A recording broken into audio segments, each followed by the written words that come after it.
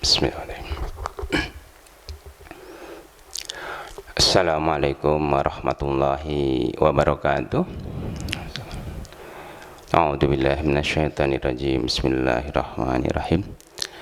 Alhamdulillahilladzi hadana lihada wa ma kunna linahtadiya laula an hadanallah.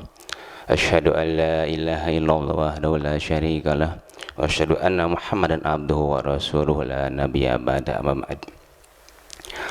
Wa qala ta'ala fil Qur'anil Karim, a'udzu billahi minasyaitonir rajim. Bismillahirrahmanirrahim. Ya ayyuhalladzina amanu taqullaha haqqa tuqatih wa la tamutunna illa wa antum muslimun. Wa tasimu bihal jami' wa la tafarraqu.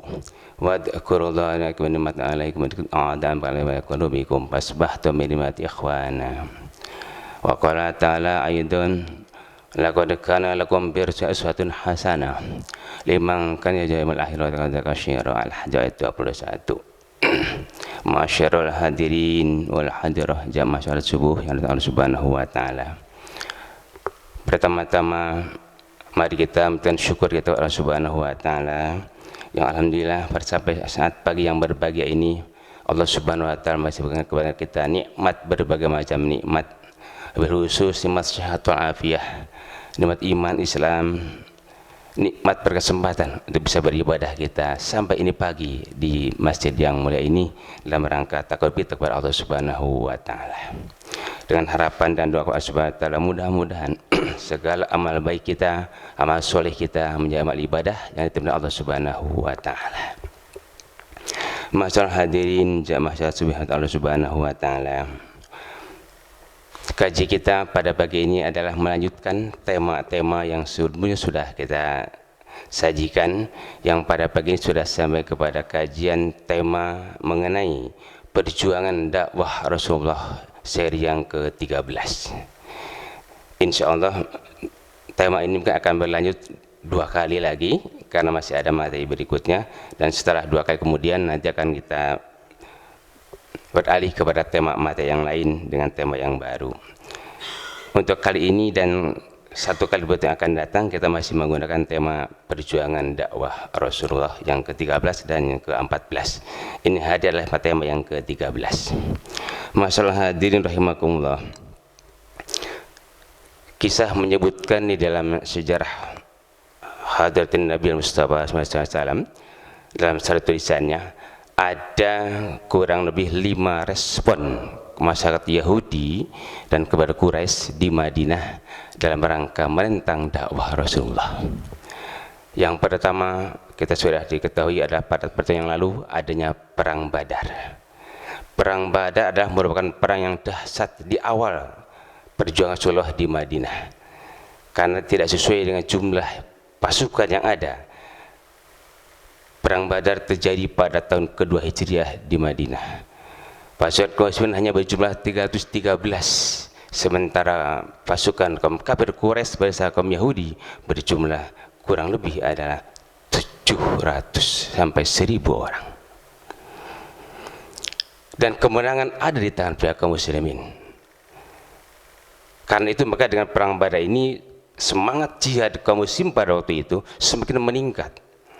Kemudian konsolidasi kaum muslimin di kalangan umat Islam semakin kuat, sehingga terwujudlah pada waktu itu persatuan kaum muslimin di Madinah di bawah naungan pimpinan Rasulullah Muhammad sallallahu alaihi wasallam. Kemudian juga dengan perang Badar juga menjadikan satu pilar atau dasar terbentuknya negara kesatuan Islam di Madinah. Dasar-dasar terbentuknya negara adalah berdasarkan ada satu konsolidasi dari perjuangan kaum muslimin di waktu di perang Badar. Kemenangan ada di tangan kaum muslimin. Dengan izin Allah, pasukan kecil bisa mengalahkan pasukan yang besar. Kemudian tantangan yang kedua yang sudah kita sampaikan sebagai batu loncatan, yaitu adanya perang Uhud, di mana terjadi perang ini antara kaum muslimin kepada Quraisy dan kepada Yahudi, juga dengan jumlah tidak seimbang.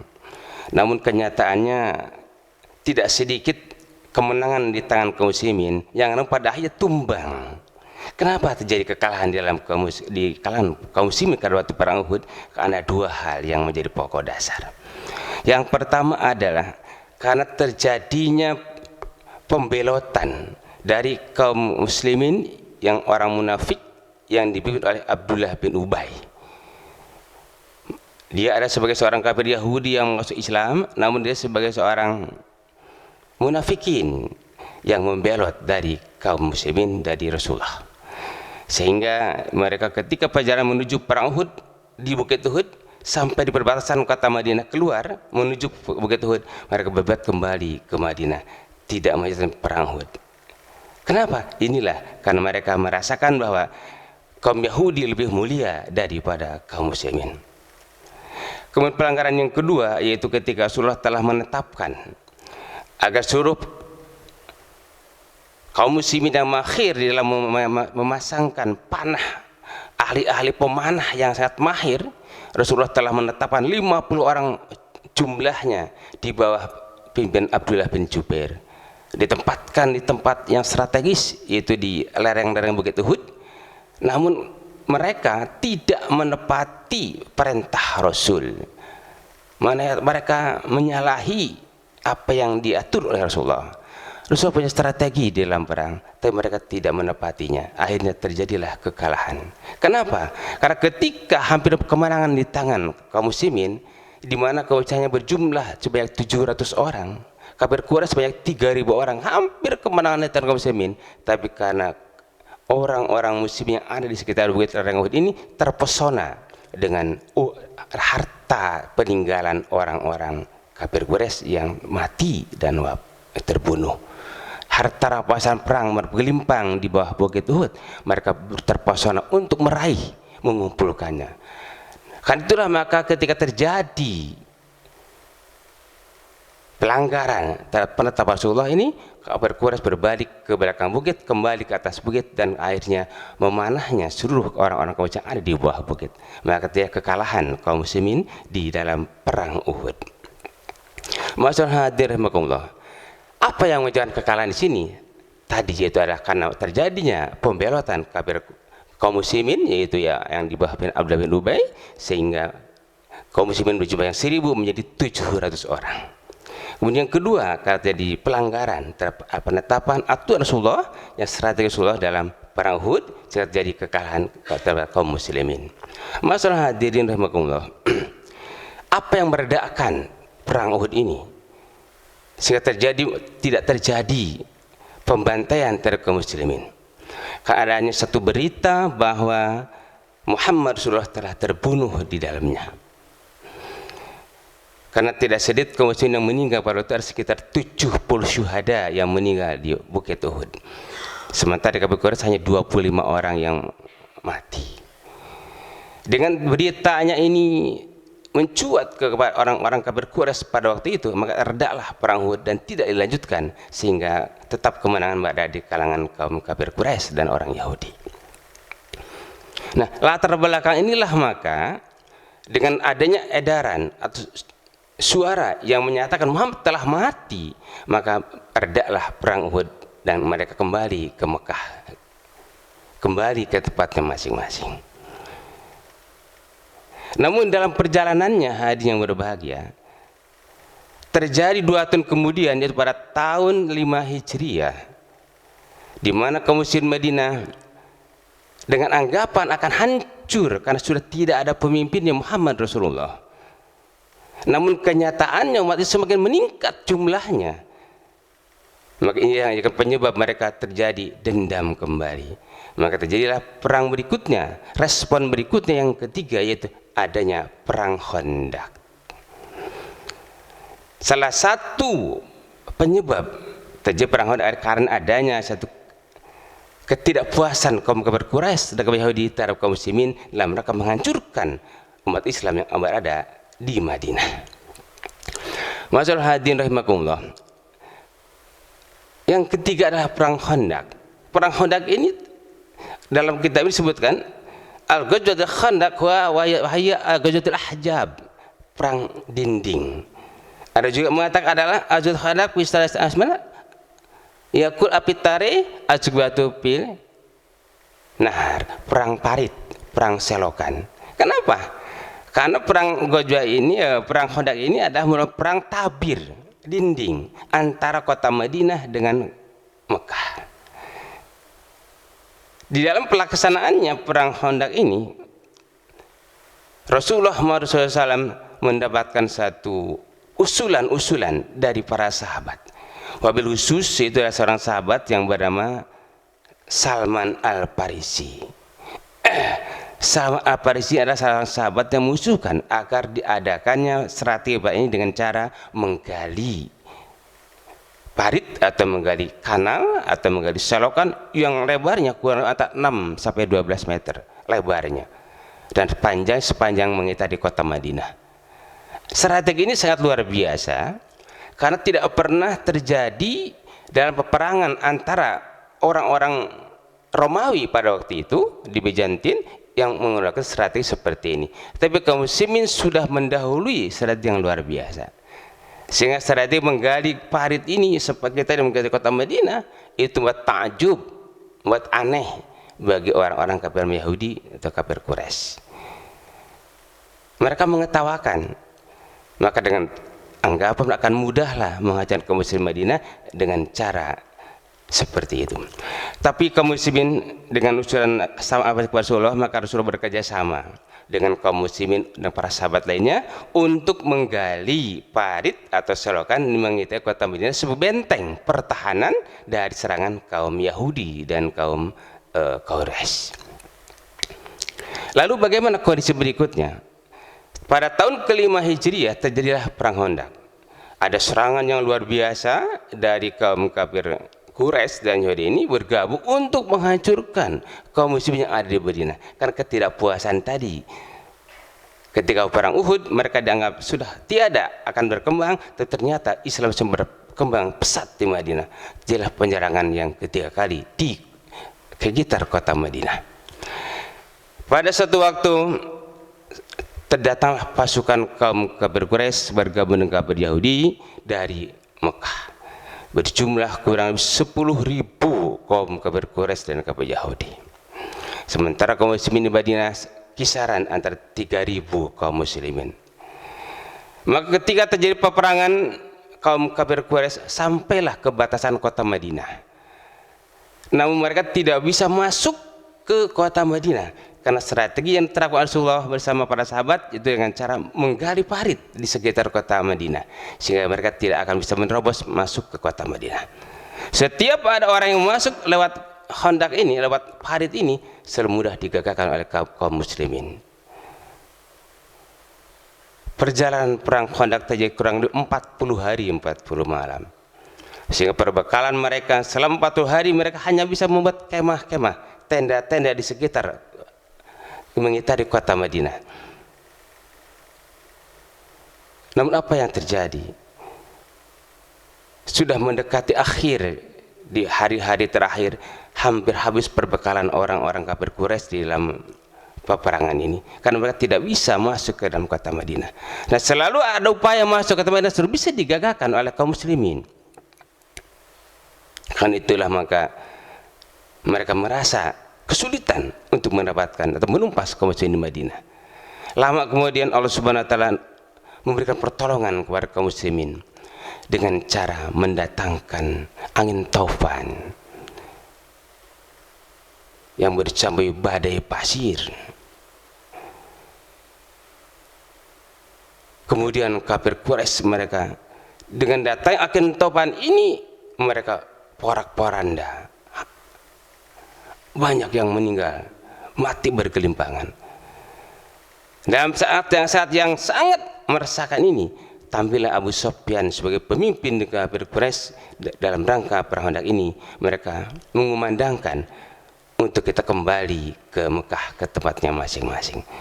Karena sudah banyak kerugian-kerugian yang dilakukan, yang terjadi dalam perang Khandaq ini, selain memang yang banyak yang mati, juga kuda-kuda yang mereka tunggangi banyak yang lari porak-poranda. Maka perang Khandaq ini dinyatakan menang bagi kaum muslimin dan menyatakan kalah bagi kaum kafir Quraisy dan kafir Yahudi. Masalah hadirin rahimakumullah. Lalu apa ibrah yang akan kita ambil dari perang Khandaq ini? Paling tidak ada 3 hal yang kita simak. Yang pertama adalah perang Khandaq ini dilakukan dengan cara ajas musyawarah. Rasulullah tidak bisa menentukan strategi sendiri. Karena adanya masukan-masukan dari para sahabat, khusus orang yang terdekat Rasulullah pada waktu itu Sam al-Farisi mengusul agar dibuatan parit yang bisa mengitar kota Madinah. Rasul menerima akan usulan dari para sahabat ini. Ini menunjukkan kepada kita bahwa Rasulullah senantiasa dalam melaksanakan segala sesuatu hal yang untuk kebaikan, untuk kemenangan, untuk kebahagiaan umat Islam selalu didasarkan pada ajas musyawarah. Ini menunjukkan kepada kita bahwa kita sebagai hambanya dalam mereka melaksanakan kegiatan apapun yang terbentuk untuk kegiatan kaum muslimin, untuk kegiatan saudara-saudara kita, kita harus selalu menggunakan ajas musyawarah. Rasulullah mengatakan musyawarah ajas untuk kemenangan. Al-Quran juga mengatakan dalam surat Asy-Syura ayat 38, wa antum syura bainahum. Dalam segala urusan itu alhamdulillah saya dengan bermusyawarah di antara kalian semuanya. Ini ibrah yang pertama yang kita ambil dari pelajaran perang Khandaq. Kemudian yang kedua, Rasul adalah sebagai seorang Rasul, pemimpin umat yang aspiratif atau menerima pendapat orang lain.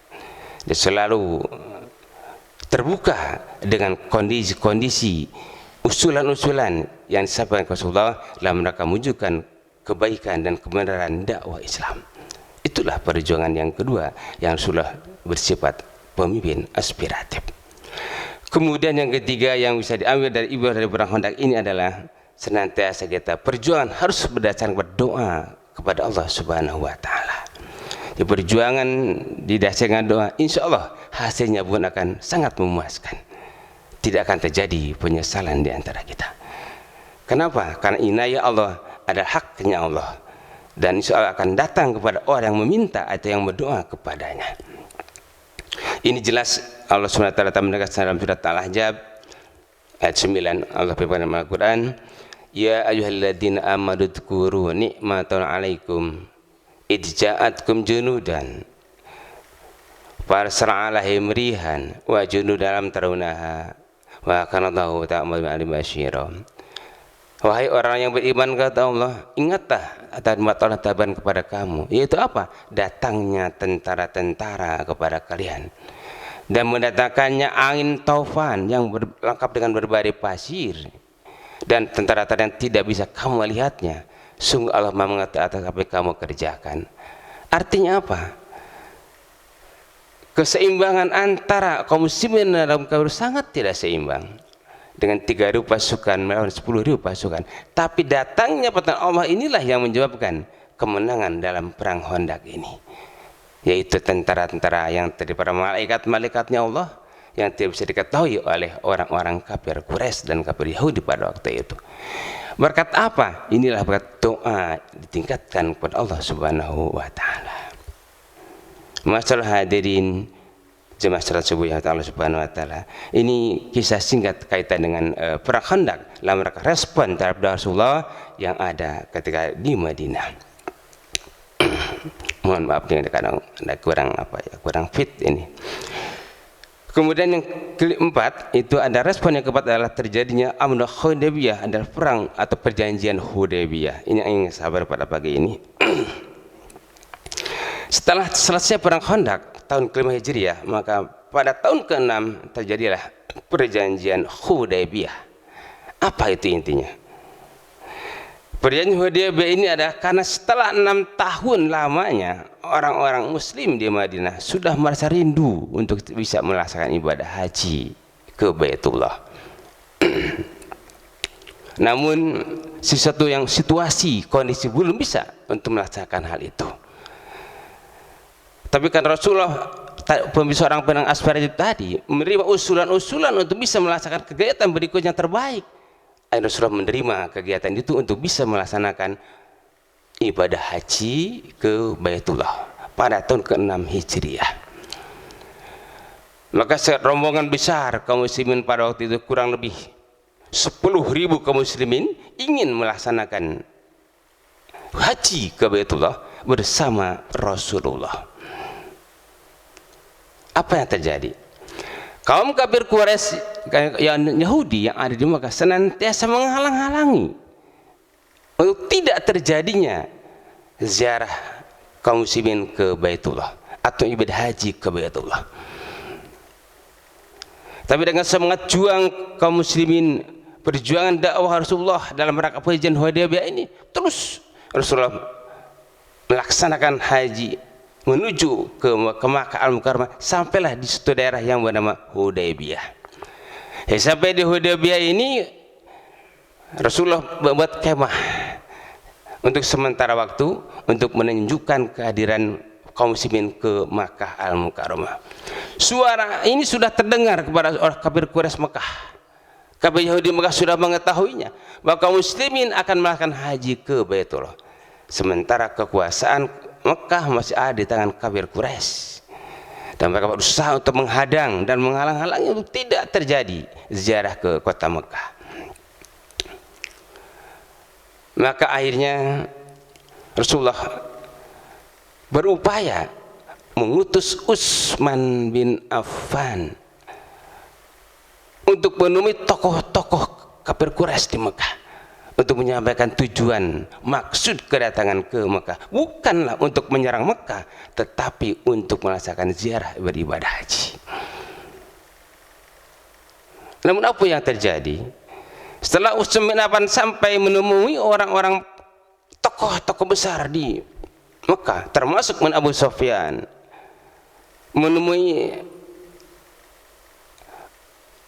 Abi Lahab, dan sampai kepada tokoh-tokoh besar lainnya yang dianggap saudara Abu Sufyan ketika itu, ternyata berita yang sampai kepada Rasulullah, Utsman bin Affan mati terbunuh.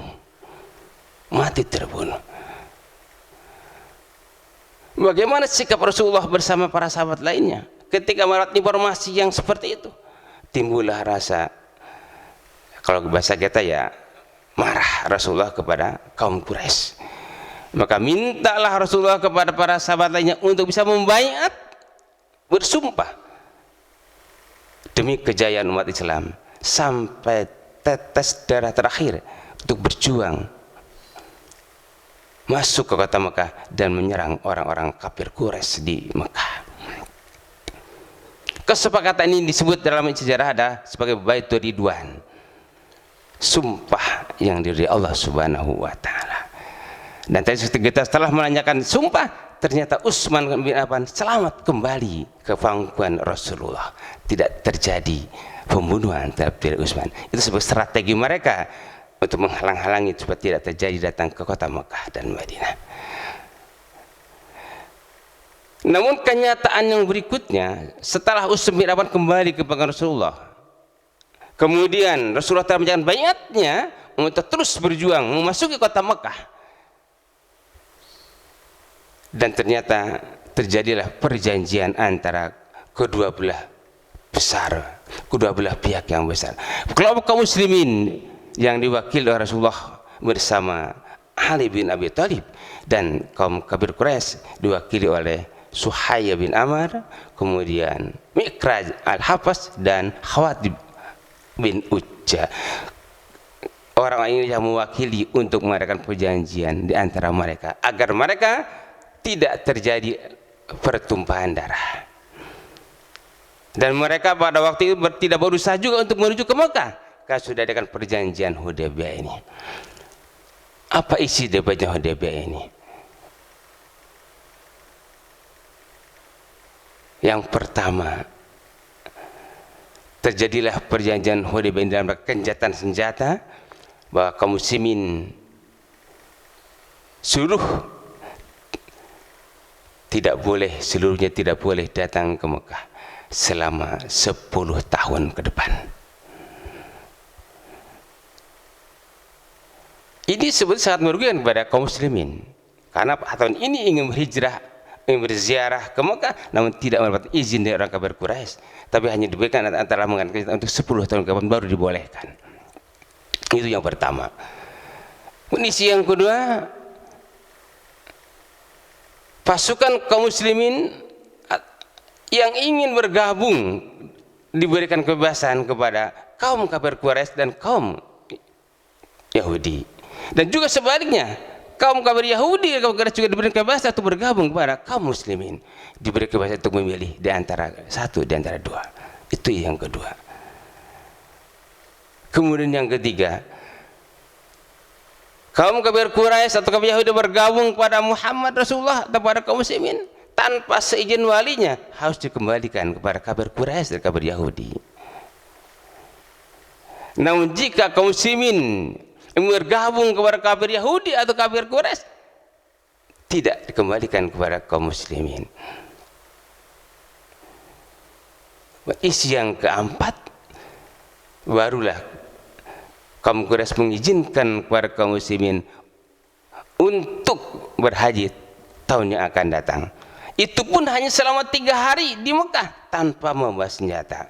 Yang pertama 10 tahun, tapi yang terakhir ada hanya tahun depan. Kenapa? Karena desakan-desakan strategi Rasulullah, poin yang kedua dan poin yang ketiga. Masalah hadirin jamaah Allah, apa maksud daripada strategi ini? Paling tidak ada 2 yang menjadi ibrah bagi kita. Ibrah yang pertama, bahwa perjanjian Hudaybiyah ini adalah menunjukkan kepada kaum muslimin sebagai legitimasi kepemimpinan Rasulullah dan keberadaan pemerintahan Islam di Madinah. Jadi kaum kafir Quraisy, Yahudi dan kafir Yahudi mengakui akan kepemimpinan Muhammad Rasulullah sebagai pemimpin kaum muslimin, dan mereka mengakui adanya pemerintahan Islam di Madinah. Ini ibrah yang pertama bagi kaum muslimin. Filosofi yang kedua, ibrahnya adalah memberikan kesempatan kepada kaum muslimin untuk 10 tahun ke depan dan gencatan senjata tidak ada peperangan lagi di antara mereka. Mereka tidak disibukkan dengan perang, mereka disibukkan dengan penyampaian dakwah Islam. Sehingga dalam waktu yang tidak lama kemudian akan terjadilah kemenangan untuk kota Mekah atau Fathul Makkah. Nah, ini berkat daripada ibrah perjanjian Hudaybiyah ini menjadi wujud dasar kemenangan untuk penaklukan di kota Makkah. Masalah hadirin rahimakumullah, itulah 2 respon yang dapat saya sampaikan pada pagi ini, yaitu perjanjian Khandaq sebagai tanggapan terhadap dakwah Rasulullah yang membawa kemenangan untuk kaum muslimin, dan perjanjian Hudaybiyah sebagai dasar untuk menaklukkan kota Mekah, kemenangan untuk kaum muslimin di kota Mekah.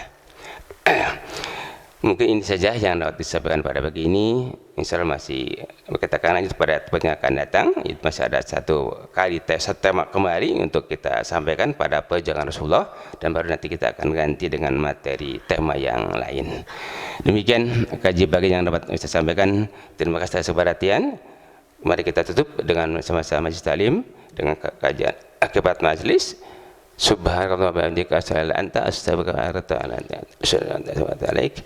Assalamualaikum warahmatullahi wabarakatuh.